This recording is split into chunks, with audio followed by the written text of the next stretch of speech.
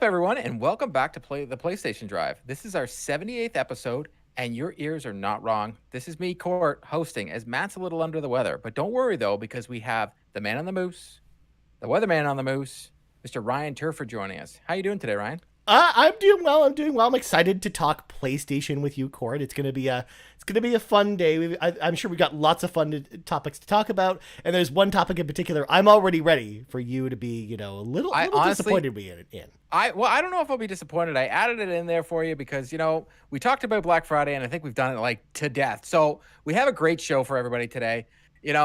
We're going to talk about PlayStation doesn't want to be Nintendo because, you know what, as much as we've tried not to talk about this whole Activision thing over and over again, it's just pretty much the news of the week. We're going to talk about God of War breaking records, the Witcher 3 next-gen upgrade, Callisto Protocol DLC, and you know what? Supposedly everybody wants a new Castlevania, including the director of God of War Ragnarok. Mm-hmm. But before we jump into all that, I want to know what you've been playing, Ryan. So I got a couple things for you, Court. Number one, obviously, I'm just gonna throw it out here very quickly. I of course played the Dark Pictures anthology, The Devil in Me, this week for review, which is a spooky game, the fourth game in a spooky game series that comes out every year now. It's an annual series at this point, and they have another one coming out next year, which is like sci-fi horror, which looks really cool. I liked this one a lot. It had some jankiness. I didn't really, care about the characters so much. Like, it was one of those, horror games where I actually cheered for the killer more than the characters I was playing as, which really is like which is actually something that's common in a lot of horror movies for me to do, but I'm never feeling that way about it that in a video game. So it was like interesting to play a game where I felt that way about it. Cause like, I don't know, there was something about the killer where he's like, he doesn't speak, he talks through these recordings that he like puts together himself. And he was like a really interesting character. So, I was cheering for him to, murder everyone more than the characters actually murdering or leaving the place alive anyways. But okay, it was really interesting. Well, you went dark there real quick, but okay. Again, it's basically a game in the slasher genre, so it's just kind of like a Halloween or a Friday the 13th or something like that, but you're in this spooky hotel, but it kind of shifts and moves as you go through it, kind of like the pyramid in Alien versus Predator or the cube in the movie Cube, if you've seen those movies, and you kind of get lost along the way, and he kind of leads you into these traps that are like super meticulous, and they of course are there to murder you. So again, I actually liked it more than a lot of the Dark Pictures anthology games, which are always like kind of hit or miss. This is definitely one of the better ones, but definitely not the best one. So there you go. And I believe you did a review that's up on Carpool Gaming. I did. I talked about it for 17 minutes. So if you want to know more, go over there. I won't elaborate on it further here, but I did really like it. But then I also played a lot of Sims 4, but I talked about that on the Xbox Drive, so we don't need to talk about that there. And then you played a game yesterday, I believe. I did. I played World of Warcraft yesterday. I've been, jumping back into that because we have the new expansion for World of Warcraft coming out on Monday. In fact, we're doing a special World of Warcraft episode of the RPG Cave with Seth and Lachlan on Monday as well. Ooh, nice. So that'll be fun. And yeah, so I'll have lots to say about World of Warcraft probably in the coming weeks. But I got to go to the game that I need to talk to you about, Court. The reason I'm on this show, of course, because you probably wouldn't ask me to be on the show if I didn't have this particular game to talk about. So I started God of War Ragnarok this week. And I'm just gonna be super honest with this because, of course, as you know, Court, from watching my review of like Pentiment, if I'm not anything but honest when it comes to a lot of this stuff. 100%. So I'd be lying if I said I was having a really good time with this game because I'm not. I'm actually. Oh no, that's sad. So first of all, I like the story in Ragnarok so far. I'm only like 5 hours in, so I'm not like super far into it. But I don't know. It's just something about the gameplay or the gameplay loop that's just falling flat for me, and I'm just not really into it, especially because after coming off 2018, where I've been, very vocal when that game came out on my old podcast, Game Moose, where I talked about God of War a lot. And my two podcast hosts really loved that game, whereas I was like kind of middling. Like it was like a 7 or 8 out of 10 for someone like me. Where was I still enjoyed the act of playing it. Like I enjoyed the story, but just the combat, like the new God of War combat, has never really resonated with me in any big meaningful way. Like I'm more into, when I'm looking for like a hack and slash kind of game, like God of War kind of plays that. Like I'm into like more fast action games, like stuff like Bayonetta or Devil May Cry or Ninja Gaiden, or even like I actually, resonate more with the old God of War combat, if that makes any sense. Like I'm one of the 5 people that actually kind of prefers the old way that God of War plays In fact, like if they probably did the combat and the play style in that style for this game, I actually probably would love it a lot more than what we have here, because mixing this story with that combat, I actually think I would probably enjoy it more than what we have here. So whether it's the puzzle solving or the exploration, I'm just personally not feeling God of War. I'm gonna stick with it though. I mean, my plan is to get to the end of the game because like I said, I am enjoying the story, and Okay, kind of the so the character story is dynamics and stuff. resonating with you. Yeah. So like I'm planning on finishing it.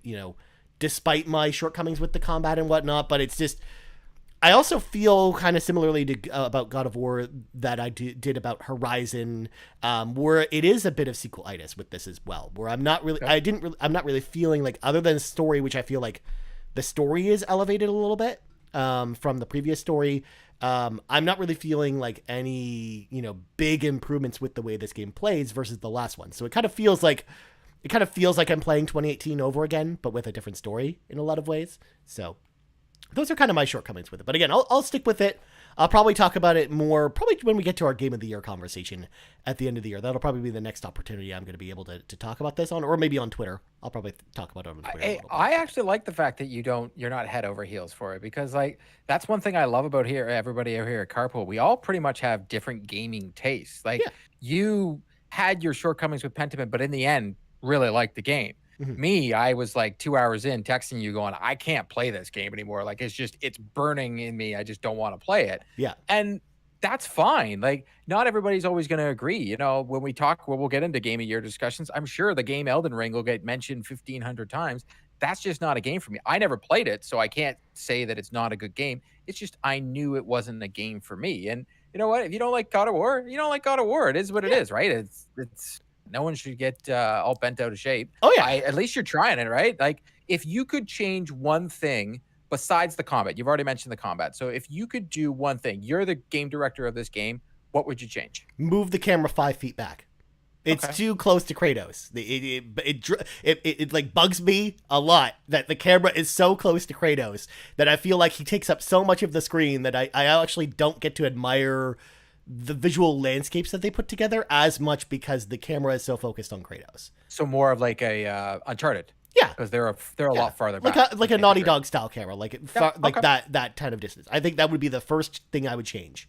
And again, that was kind of a qualm I had with 2018, and that's kind of how I feel about this one too. But to your point, yeah, absolutely. I love the fact that we feel so different. Again, I was talking about it on the stream yesterday because I did talk about God of War a little bit while I was playing World of Warcraft yesterday, and I love the fact that again, like you and I like felt totally polar opposites on a game like Pentiment, but then when we had like our Gotham Knights review, like you and I were both very much on the same Bang page. on. So like Yeah.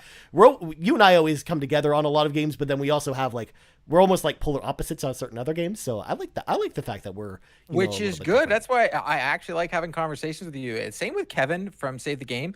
I love it when someone has a difference of opinion than me, especially on a video game, because otherwise you're just talking into an echo chamber and it's just Yeah. like the same thing. Like, both you and I both like Lego Star Wars, but we also still had our issues with that game as well, and they were almost pretty much the exact same. Yeah. I've been playing, believe it or not, Ghostbusters and really enjoying it. So I got a copy of Ghostbusters Unleashed, and that game is so much fun. Like, I'm actually in shock how much I'm liking it, and I think it's because I'm a huge Ghostbusters fan in general, Mhm. from the 1980s movies, and anything Ghostbusters always gives me that that good feeling of like nostalgia. And this Ghostbusters, what they did is like bang on with nostalgia. Like, as soon as you turn it on, it's the Ghostbusters music. And as soon as you go in, you get to see Winston and you get all these like characters and you get these little nods, Easter eggs galore. Even when you walk into the fire hall, they have a screensaver up on the TV and it's just the Ghostbusters logo that's bouncing around, just like in the old video game. You know how you use the Ghostbusters logo to go through the city? Yeah. That's what it like all of a sudden jogged my memory. And the gameplay loop is a lot of fun. I think they did a great job. I believe it's Ilphonic. They're actually Ilphonic. the company that made the Friday the 13th game, Yes. as And a well lot of people as had fun Predator with that. Hunting Grounds as well. Yeah. Yeah. So a lot of 80s, once again, nostalgia. And I dare I say this would be the perfect game to come to PlayStation Plus or Game Pass, because you'd get so many more people in playing it. Yeah. because I think this is game is coming out at a time where I know I slept on it, but at the same time, it also came out with all these huge games around it. So it's very tough to find its niche, especially with people always trying out Call of Duty for the multiplayer, where this game is multiplayer heavy. I've been playing it single player. I played a little bit on the multiplayer and had fun with it, but I'm more of a single player to begin with. But I was still enjoying my time with it. So Yeah. I would highly recommend it to you, Ryan, because honestly, as someone that might get a little nostalgia from it as well, it's just one of those like video games that gives you a warm hug while you're playing it. Yeah. Well, plus two, I like Ilphonic's games as well. Like, again, I loved Friday the 13th. You know, as such a Friday the 13th fan like myself, like like everything you talked about with them doing the nostalgia right with this game. You know, all like totally harkens back to how I felt about Friday the 13th, because they really got like, you definitely tell they really cared about that franchise in the same way that it sounds like they care about the Ghostbusters franchise with this game. And I like kind of the gameplay loop of their games. Even something like Predator Hunting Ground, which, you know, was a little bit, you know, imbalanced in the fact that it wasn't as fun to play as the Predator versus the ground team. I still really enjoyed that the gameplay loop with that game too. So yeah, this is one that I'm interested to try out at some point. But to your point, there's too many games right now where I'm basically like at the point where, you know, Dragonflight's about to come out on Monday, and then on Friday we got Midnight Suns and the Callisto Protocol, and then like a week or two after that we then got Crisis Core, which is, you know, one of my most anticipated games all year. So it's just, there's going to be a lot to play in the next couple of weeks. So this is the type of game where maybe I wait until like next spring to jump into it, because that's Oh when wow, we'll have yeah, like, yeah, and it'll probably be on one of the services. yeah, exactly. It'll probably be on like PlayStation Plus or Xbox Game Pass at that point, and then I think that'll be the perfect time to jump in, because yeah, multiplayer games like this that are lower budget, I think that's the perfect space for them to be in, is to be on one of those services and then build that player base Yeah, game one, and then I have to. and then have it in the agreement where it, you know, leaves the service at some point, and then people have to buy it if they want to, you know, jump into Or it at that even point. if you're going to keep it on the service, then you could have, you know, you could be able to unlock, you know, Peter Venkman's costume and all these kind of things where it's fine. It's not gotcha mechanics when they're charging when the game was free to begin with, just for cosmetics.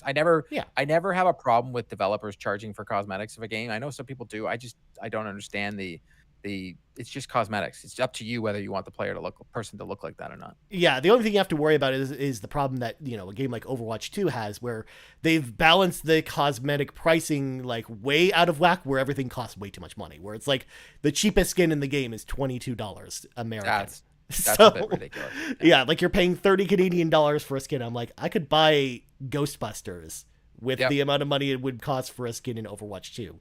So yeah, that's the only thing you kind of have to be cautious about with free to play games, is like some people don't always, you know, maintain the balance of cost for cosmetics at that point. And then the other 2 games I've been playing, I'm always gonna be playing NHL just because it's that time of the year. Mm-hmm. It's either NHL during the hockey season or MLB during the baseball season.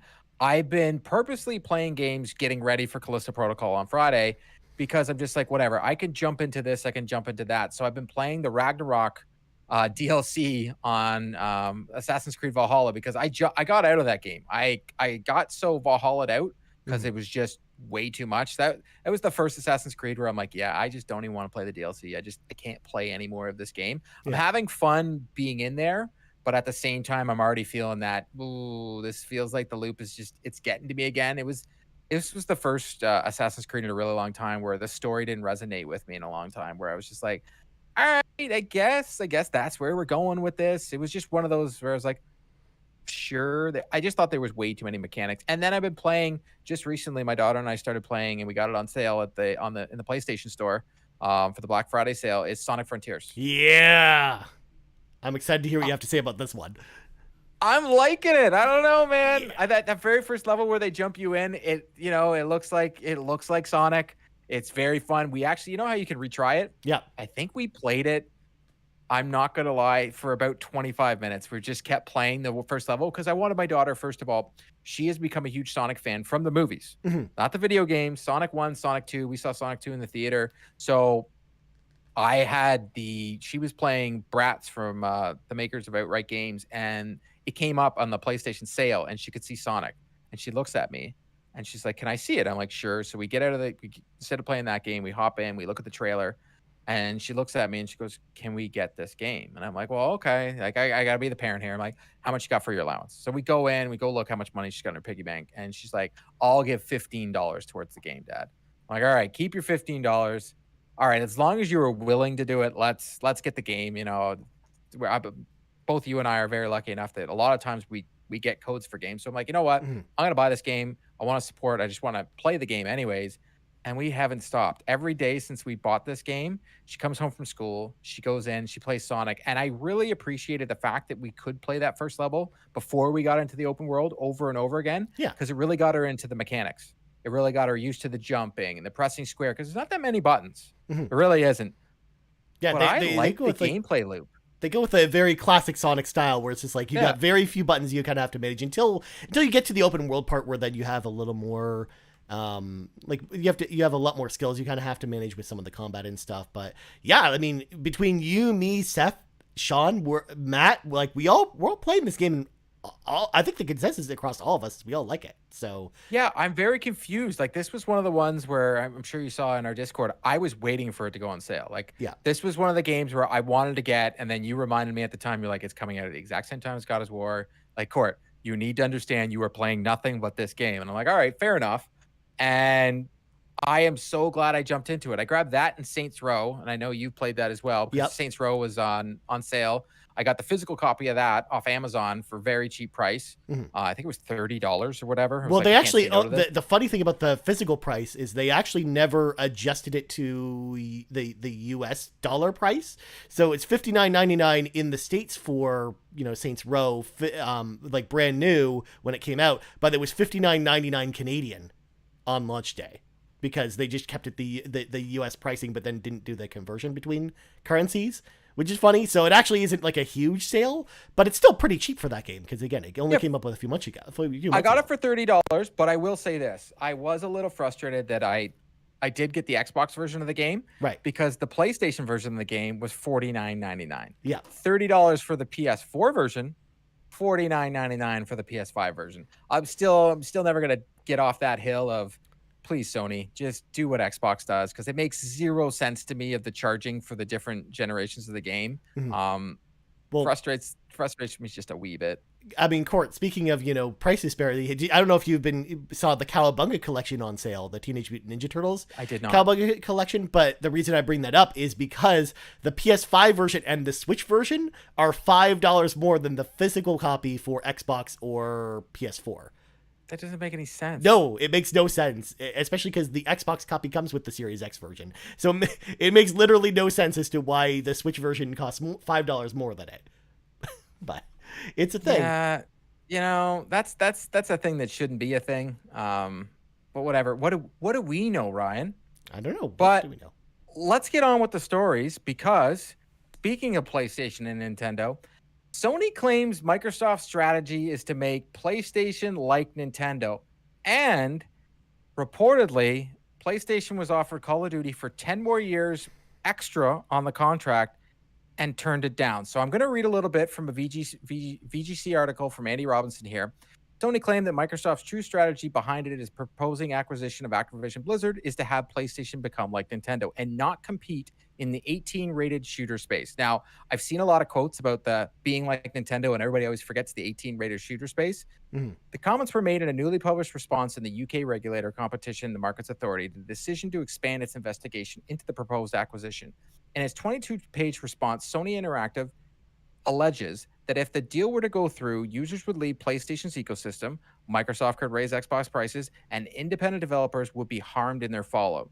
As it's been trend with the regulatory back and forth, much of the documents focus on Call of Duty and the perceived harm Sony claims that Activision Blizzard deal would cause should the flagship franchise be exclusive to Xbox. We also know, and this is not in this article, it's in another one, that they were offered the Call of Duty franchise. I believe the deal, they have 2 more years in the deal they have because that's been made public. They were offered an additional 10 years, and Sony has pretty much said no at this point. It pretty much looks like, and this is just my opinion here, Sony wants nothing to do with this deal. They just want this deal canceled. Now, well, that's not speculation. If you actually, because I actually watched Hoag's Perfect. video about this over at Sure. Hoag Law. Shout out to his YouTube channel. He does a great job looking at the legal stuff. If you look at the document that this article is based off of from Sony, it's like, first of all, it's like 100-page press release that they put out there.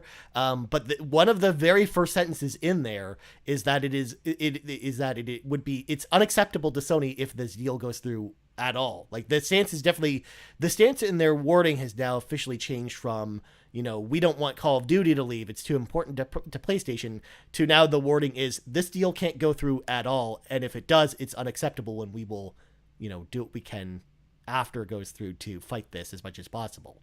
So it sounds like, and actually we got a question about this from Nagachaka. I'll just bring him in now, who asks, will PlayStation ever accept a Call of Duty deal that Xbox offers? And if so, what would that deal look like? 15 years for Call of Duty on PlayStation, 20 years, and so on and so forth. I don't think, to that point, I don't think they will accept any deal for Call of Duty at this point to have this deal go through, regardless of how long Microsoft says that they will keep Call of Duty around for on PlayStation. It sounds like they just they're going for the throat at this point. They're pushing all the chips in. They're going all in, and they're saying we are going to get this deal canceled, and that is our goal now, rather than Trying to get the deal canceled. Like there was that rumored that it would have happened already, because it was reported yesterday that they were going to file and say that they were not going to put the deal through, but that never happened. And it turned out it was just a gotcha article, I believe, from Kotaku that put pretty much a clickbait article. It was saying something was going to happen, that it was just all based on speculation.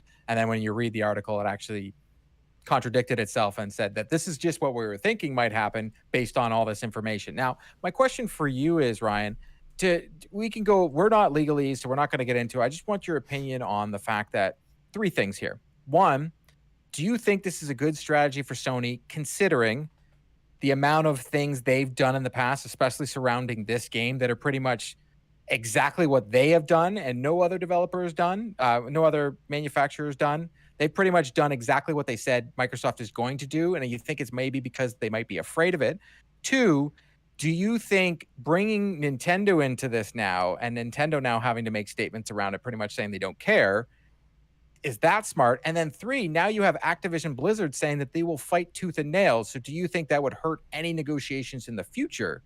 Because we've already answered the question. We don't think they want this deal to go through, period, because even if Microsoft said it's always going to be on there, I get PlayStation's fear that if this game's on Game Pass, I'll say this right now, I'm only going to play it on Xbox. Right.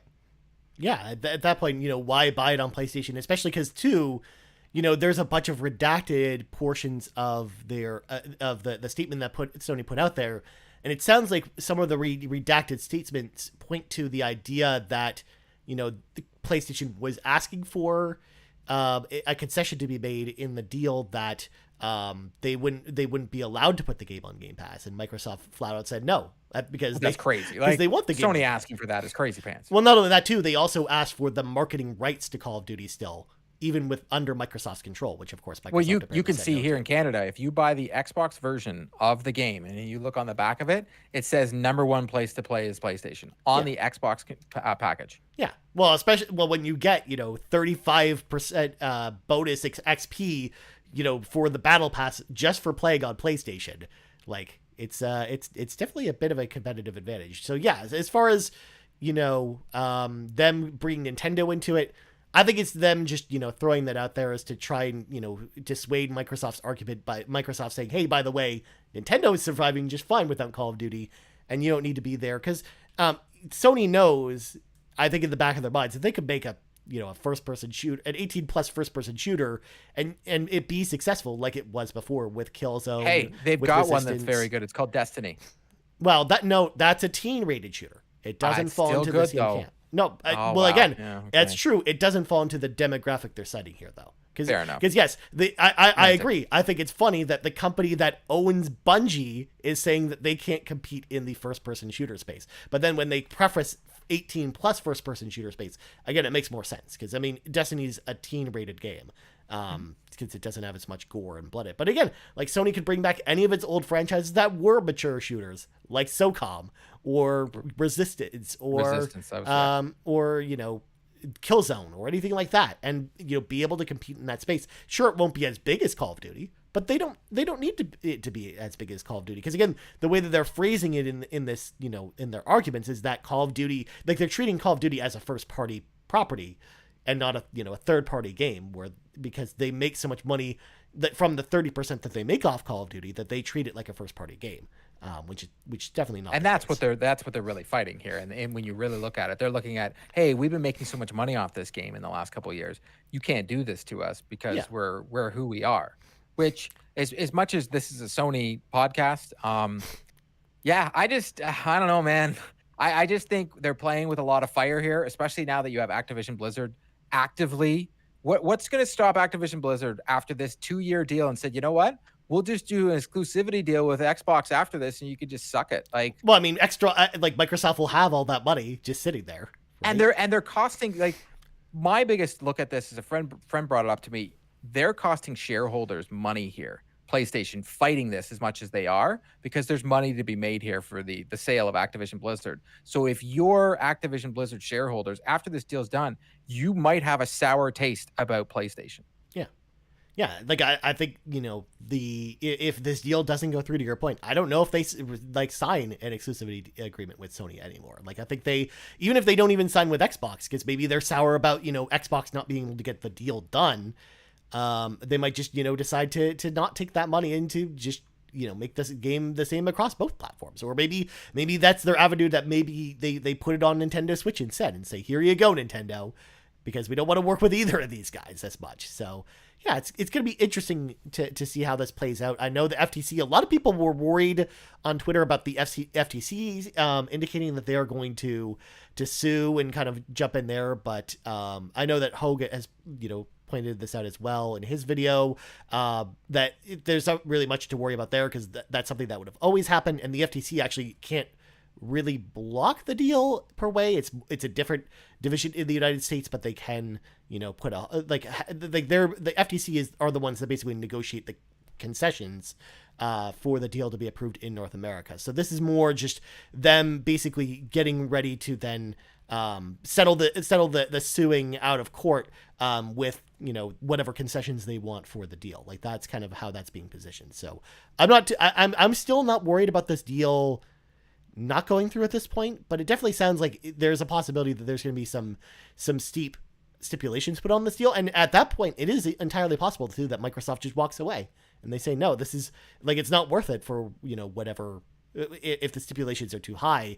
They might say, well, it's not worth our investment, and we're just gonna cancel the deal. So I think it could go any number of ways at this point. We're still, unfortunately, many, many months before finding out, what is actually going to happen with this. Probably like mid next year, I'm assuming, is when we'll hear about this again.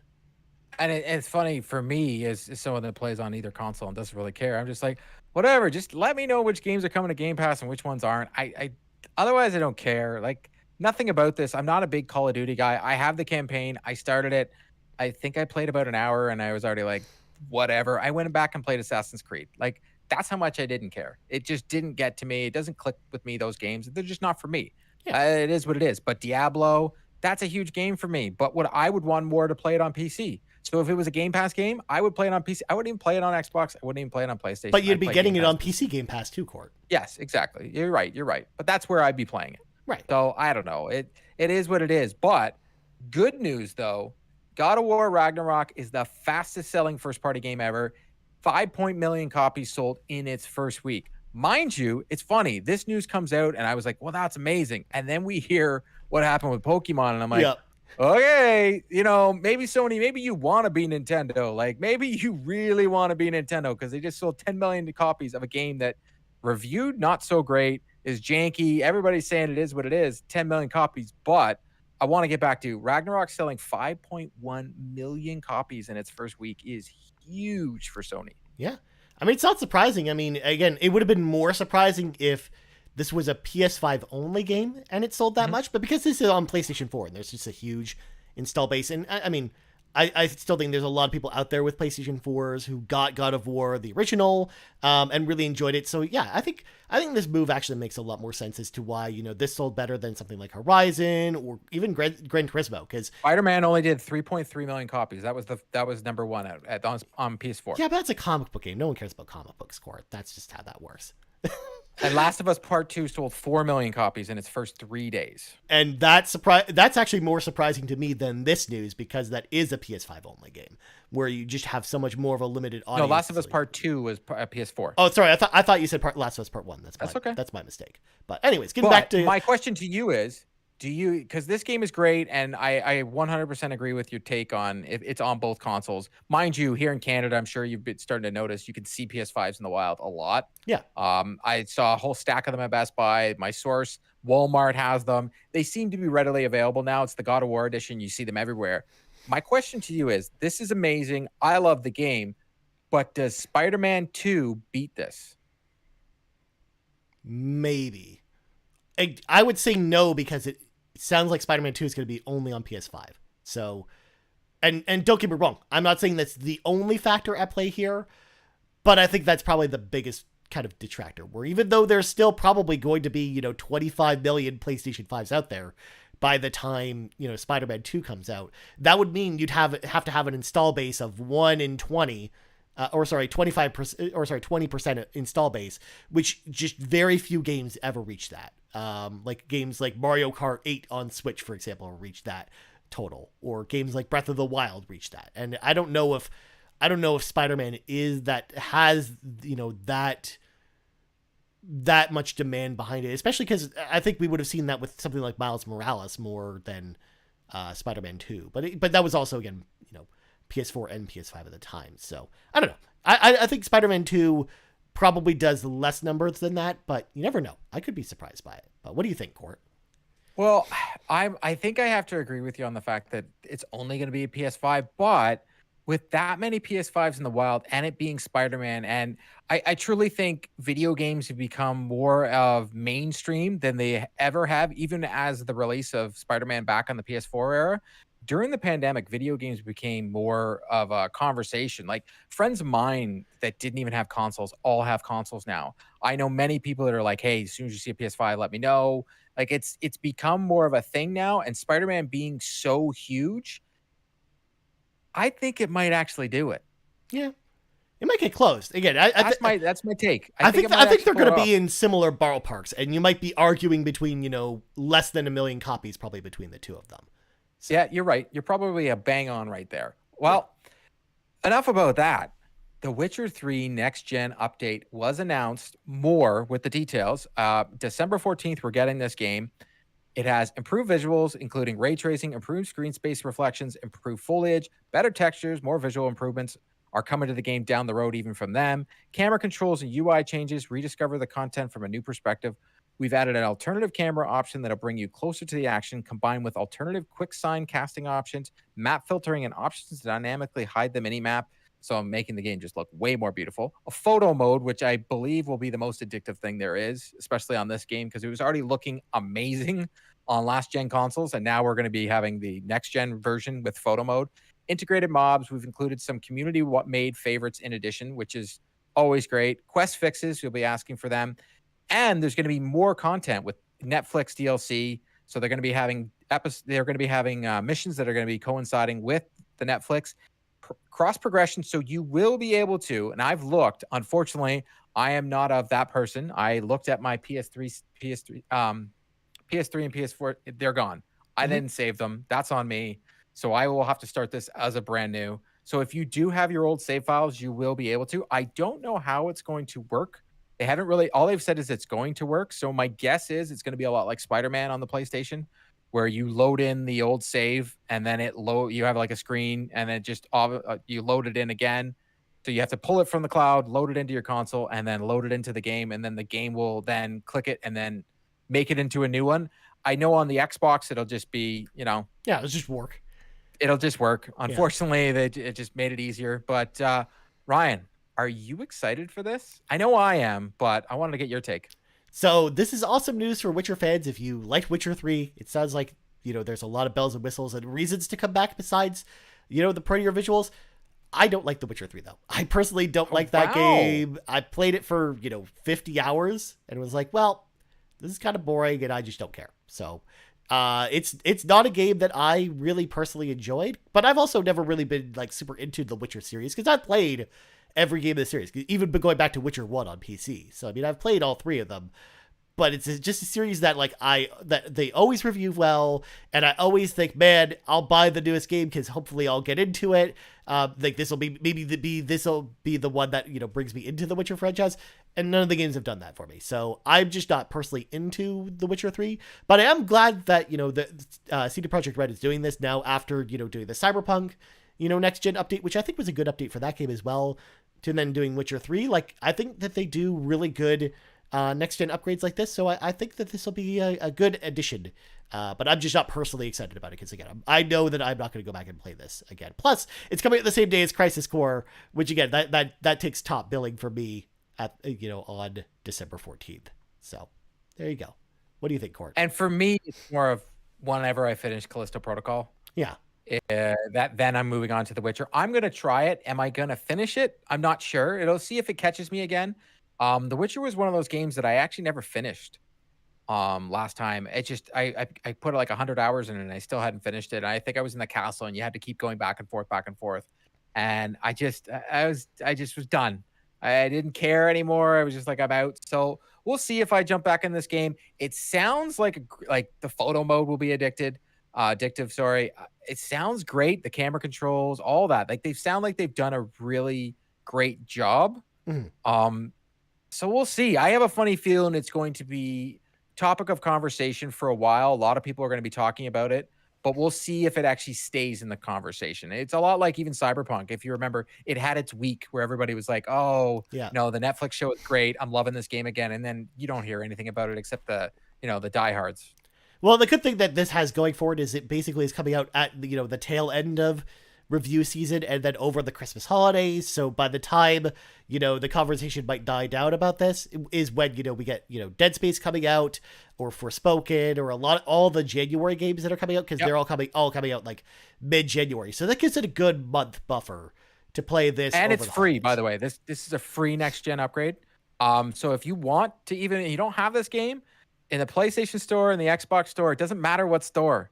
It's 80% off right now. I think it's $14.99 for the all-in version. Like, just go buy the game if you don't have it. If you want to even try it, $14.99 for a game like this, it's about to be a next-gen version. I don't know how you go wrong. Because I looked it up here on the PlayStation Store. It's in there on a discount right now. Yeah, especially because I don't think this will go on sale again for a while. Because with the next gen versions when they release, like typically it's a long time before they go on sale again after the next gen versions come out. Like with Cyberpunk, it finally went on sale again after its next gen patch came out. But it'd been 5 or 6 months since the next gen update for Cyberpunk came out. So it's the first time it's been on sale since that happened. So. Similar thing I'm imagining for The Witcher, so you may want to get your copy now if you want to get it since it is on sale. Yeah, especially like for $14.99, I would say that's a must buy. There's a lot of games out there that are on sale right now that I would say don't touch, but $14.99 for The Witcher 3. If you don't own it, go get it. Mm-hmm. Now we've mentioned this game a couple times on the show today. Callisto Protocol Season Pass has been announced. And it includes new player death animations. So this article is from VGC as well. Callisto Protocol Season Pass will include extra death animations for the protagonist Jacob and the enemies he faces. It's been confirmed. The details of the Season Pass were recently added to the game's Steam page, listing everything it offers, as well as the typical content that you would expect with the Season Pass, such as new story DLC, new areas, and new modes. It also lists death animations. The Contagion bundle included the Season Pass adds a new mode. There will be 13 new Jacob death animations. Meanwhile, the Riot bundle adds a previously undiscovered area as well, the 12 new enemy animations. Now, I wanted to talk to you about this because that's kind of different than anything I've ever seen. I totally understand getting a Seasons Pass and giving me, new content, but to give me death animations, as much as if you haven't played Dead Space, I highly recommend it. It's very cheap. Go get the original version. I would go play it. I wouldn't even think twice. It's on EA Play. You can get it on PlayStation, get EA Play. Just go play it that way. The death animations are very cool. But to charge me for different ones, that's something. Yeah, it's something. It kind of reminds me. I don't know if you remember this a couple months ago when Sonic Origins, the collection of the 4 Sonic Genesis games came out. They actually had DLC for the game that would give you like basically the game normally has like a static backdrop when you start the game, but the DLC gave you like an animated backdrop for the game when you start the game. So when you're at the title screen, so then you see like little animated characters instead of them just standing still. So it kind of reminds me of that kind of DLC where it's like $5 to get your main menu animated, or $5 to get extra death animations. Where yeah, to your point, it sounded like this is just pointless DLC that I don't know why.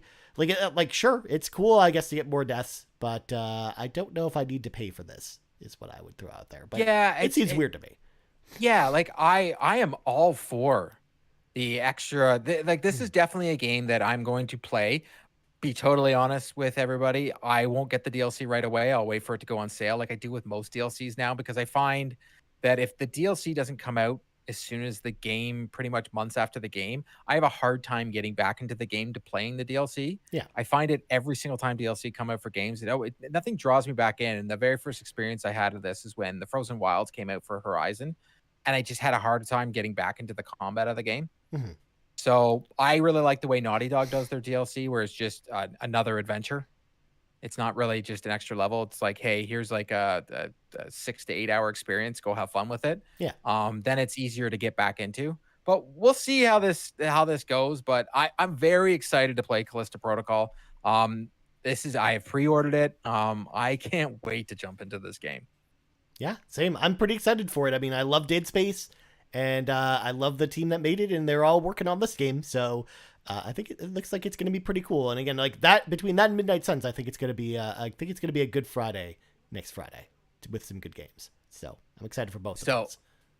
Speaking of good games, Ryan, Segue. God of War Ragnarok director has said he would like to work on a Castlevania game. That's two good games in one sentence. Should Konami be willing to outsource the license in the classic game? He was speaking during a Kind of Funny Games spoiler cast video published on Monday. Sony Santa Monica game director Eric Williams called on fans' help to make it happen.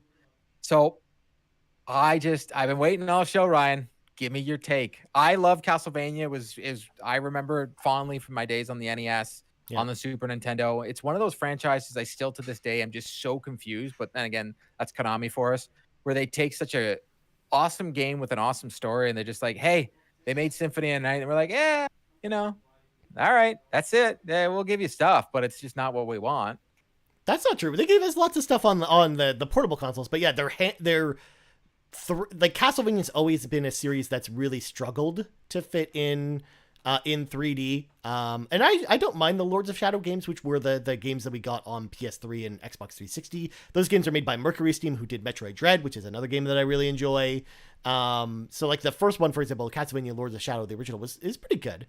I've actually gone back and played it recently, earlier this year, and actually enjoyed it. So I think, it's interesting to see this, because on one hand, I want to see another company take a stab at, Castlevania, especially because like Konami is definitely outsourcing the IP to other people to work with. And I think that's the best move for it, because rather than, because Konami obviously doesn't want to develop games internally at this point, which is good. I actually think that's a good strategy for them. Get developers who know, the genres that their IPs fall in best, kind of like what we're seeing with Silent Hill with Bloober Team.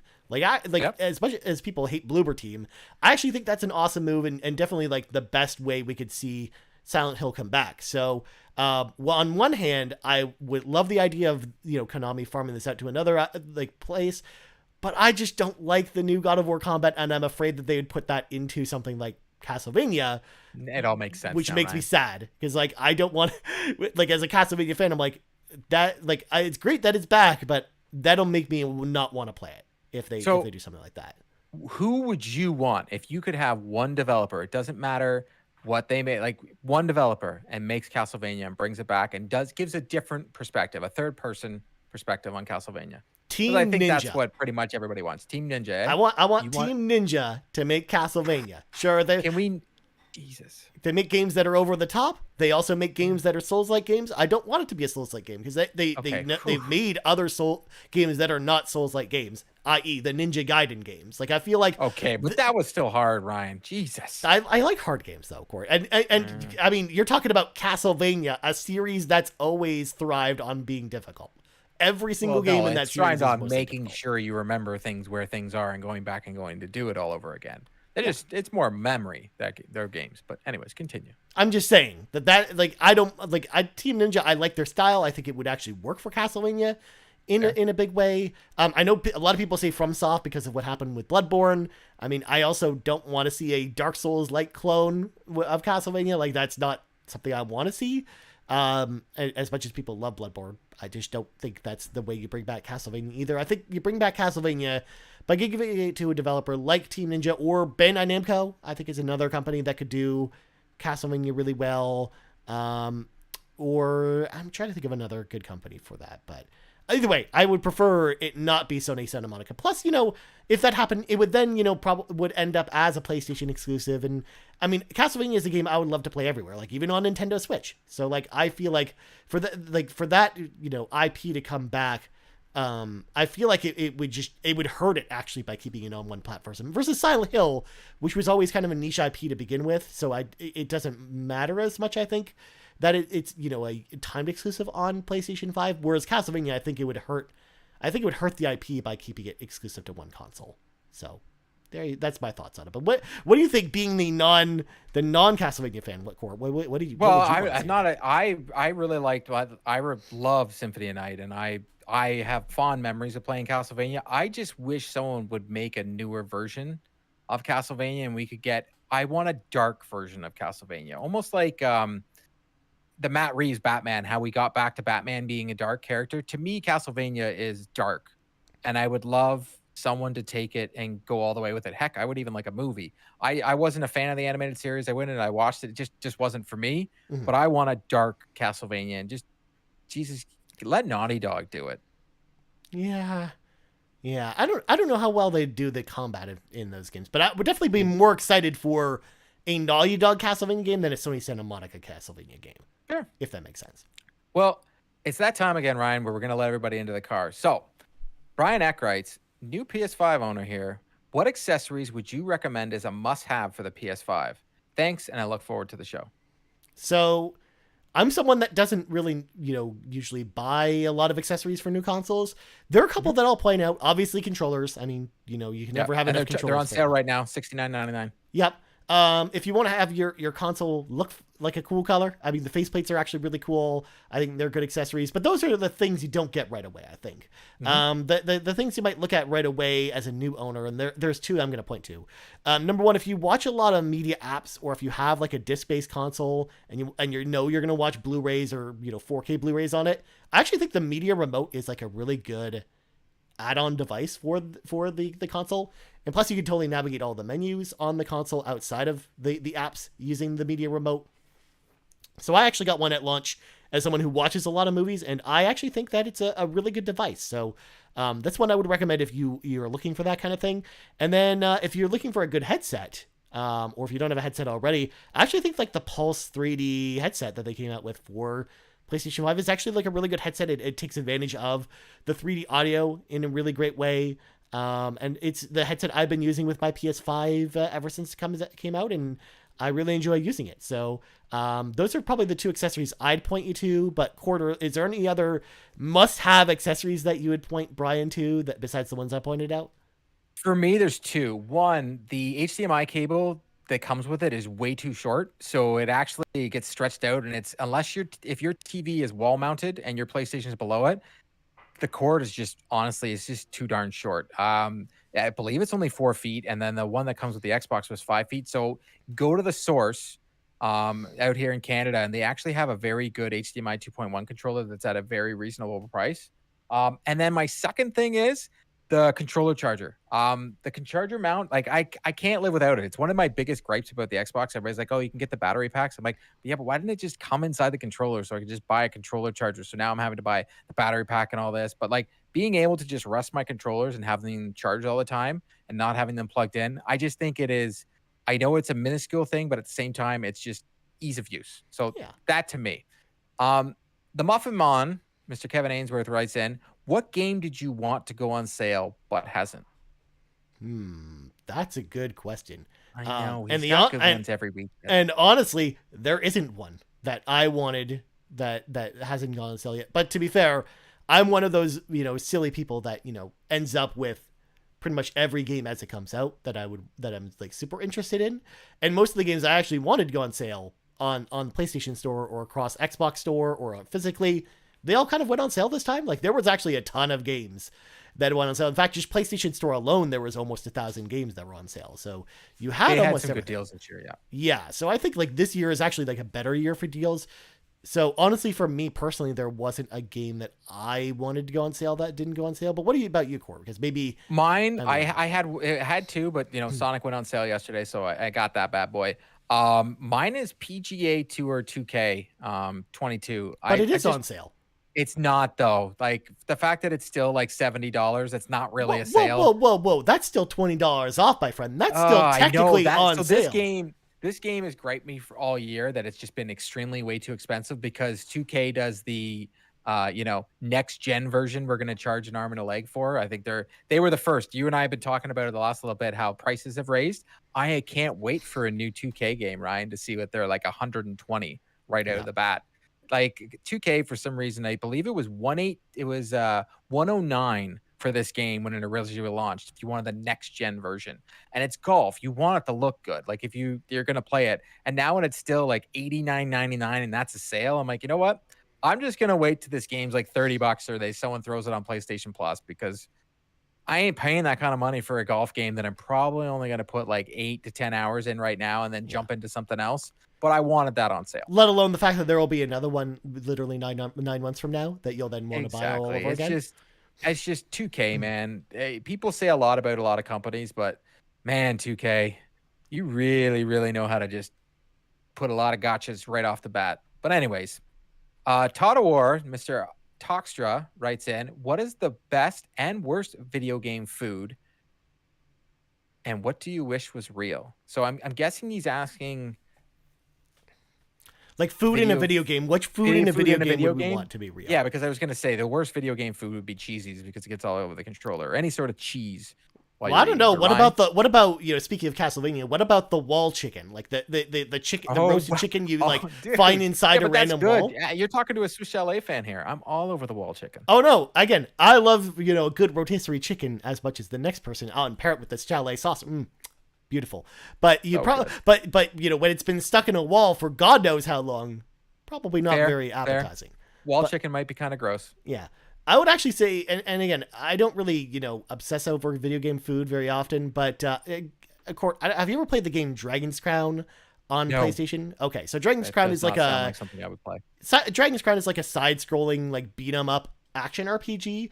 It's kind of like Teenage Mutant Ninja Turtles, but instead of the turtles, you're actually like fantasy characters in Mhm. like this D&D kind of world. But in between missions in Dragon's Crown, you go to this feast portion, which allows you to regain all of your health for your characters, but then it also gives you some extra buffs depending on what foods you actually cook, Mhm. so it gives you like a bunch of different ingredients to work with, and then you have your own little cooking station and you cook up all the food and you make some pretty darn good looking food. For example, there's a really good roasted chicken that you make in Dragon's Crown, which looks delicious, and I'm like, man, I wish I could take that home and eat that right now. I think that I kind of wish the feast you get in Dragon's Crown is the food that existed in real life. So, Court, I'll turn it back over to you. Well, all I want to do is eat chicken right now. So well Yeah, done, Ryan.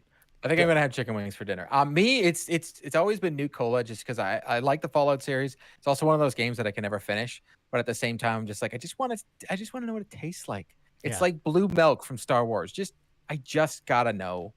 I just have to know. It's like I don't believe what it is. Like I was at Disney this year and I tried the blue milk and it is not what you think it is. But that's for them to make. But I just want to know.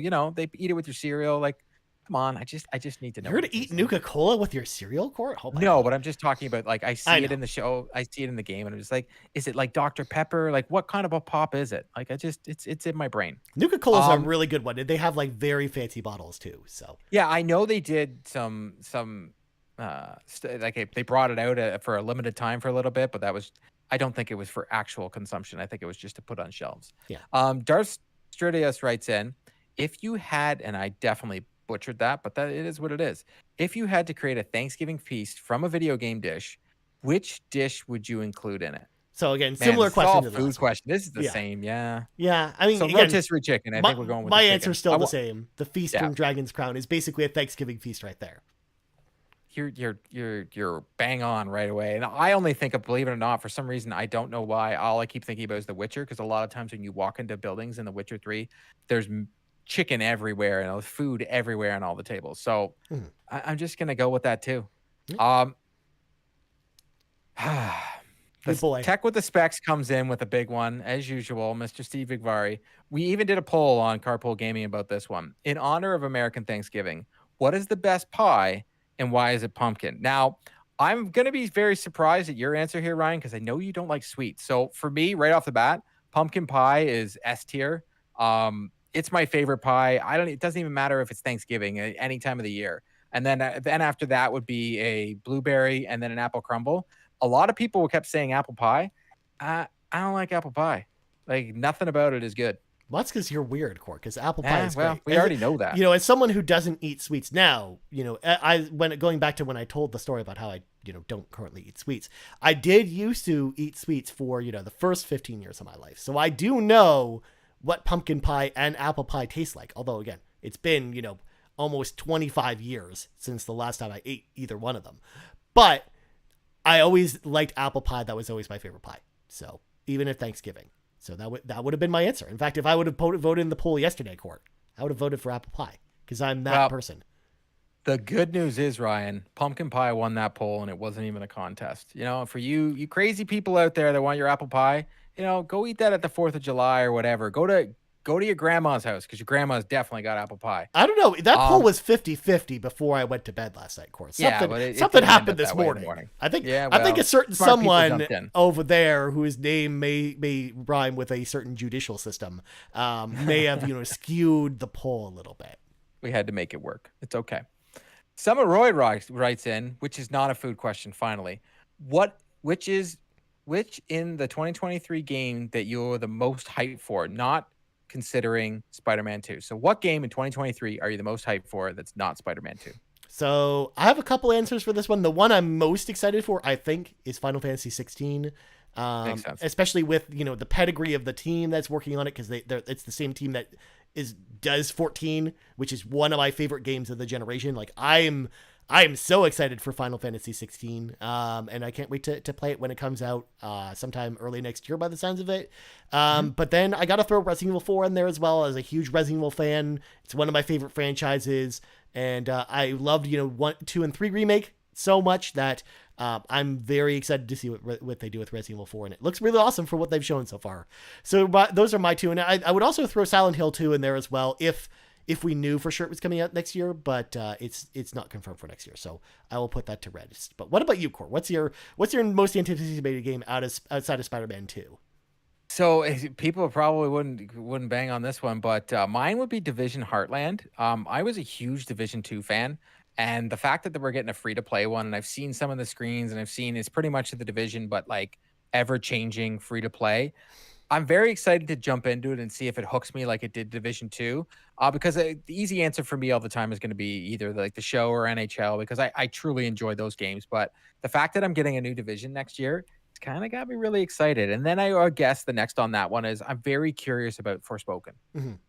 It's one of those games where the very first time it was announced, I was excited. Then when I got another little bit of it, I was like, nah. And now that we've gotten even more information about it, I'm back in the excited category.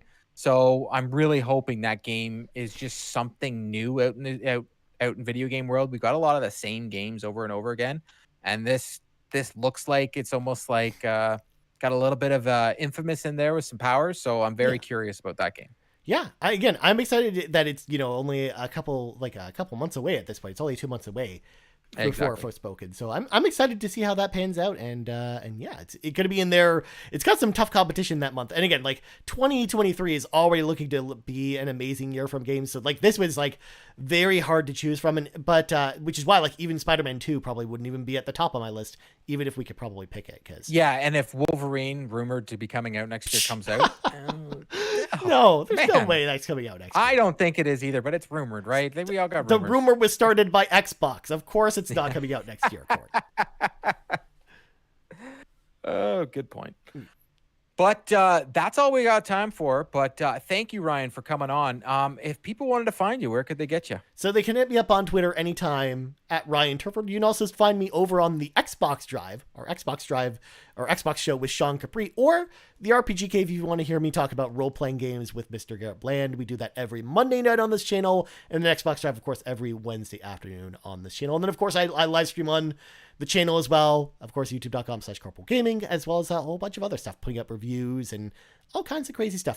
The content never ends, Court. That's just how that Seriously, works. it literally doesn't. Every 2 seconds, Ryan's like, new thumbnail, new thumbnail. And I'm just like, dude, go to sleep. Just please sleep. But if you want to find me, as usual, just at Courtlawn on Twitter. All my socials are there. And you can also find me at Carpool Gaming. And like Ryan, if you just go on our YouTube videos, it's just me and Ryan over and over again. So please go support us. We're gonna get Seth if in you there. don't want We're to see gonna our get face. Seth Yeah. in there some more. Oh no, Seth is definitely going to be in there. Hey, we got a lot planned for the new year. Seth is going to be all over there. Let's put it that way. Yeah. Well, we actually have a couple reviews coming up. We have Mario plus Rabbids that him and Matt and Sean are going to be doing a discussion about. And then we got a Sonic Frontiers thing with Seth. So we got lots of Seth coming out too. So and then you've got Seth and Lachlan coming on RPG Cave, right? Yeah, we got World of Warcraft with Seth and Lachlan on Monday. Please be excited. That'll be awesome. As we kind of get, build up to our Game of the Year awards, which will be super fun. We'll have more to say about that probably in the next, week or two, I think. And we even got way more surprises that are possibly coming in January. I can't wait to share with everybody. Surprises. Oh, I like that. Yeah. All right. Have a great day, everybody. Yeah. Goodbye, everybody. Whoa!